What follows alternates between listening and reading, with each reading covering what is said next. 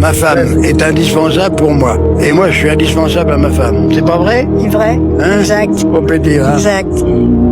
Tu fais passer toujours pour méchant, alors que tu ne l'es pas du tout. Tu as toujours été très bon pour moi. Très bon, très gentil. Tu m'as gâté. C'est gâté mutuellement. Eh ben, mutuellement, si tu veux. Mais combien de fois on m'a dit, oh, mais il doit pas être facile à vivre. Combien de fois on m'a dit ça? Aussi, bien des fois. Je dis, ben, vous le connaissez mal. La santé, on s'entend. Ça, c'est toujours bien entendu, c'est déjà c'est une belle chose. Hein. Nous attendons le repos. Alors, repos définitif, avec joie, tranquillement, sans crainte ni peur. C'est un peu la peur de souffrir, mais c'est tout.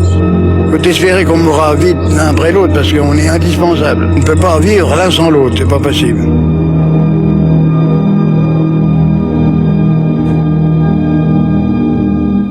C'est pas beau ça? C'est tellement beau, c'est intéressant. Je suis vraiment très fier d'eux, je suis très content d'eux. Vraiment, je prie vraiment que beaucoup de personnes puissent vivre ce genre d'amour, ce genre d'aventure éternelle, comme ils le disent, parce qu'ils attendent mourir et aussi être ensemble. Cette brutalité, cette façon de percevoir leur couple, leur relation, c'est quelque chose de fondamental. Et la génération d'aujourd'hui doit apprendre de cela.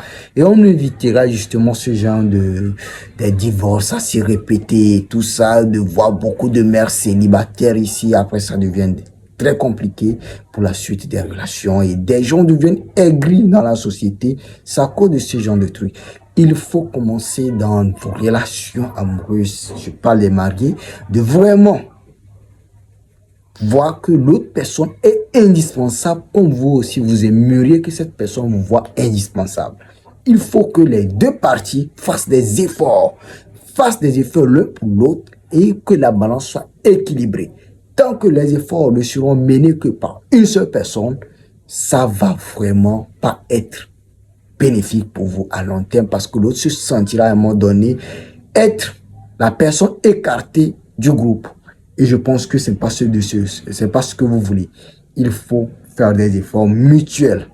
Et je pense que par la grâce de Dieu, les choses vont se passer bien et vous allez vivre bien ensemble pendant longtemps.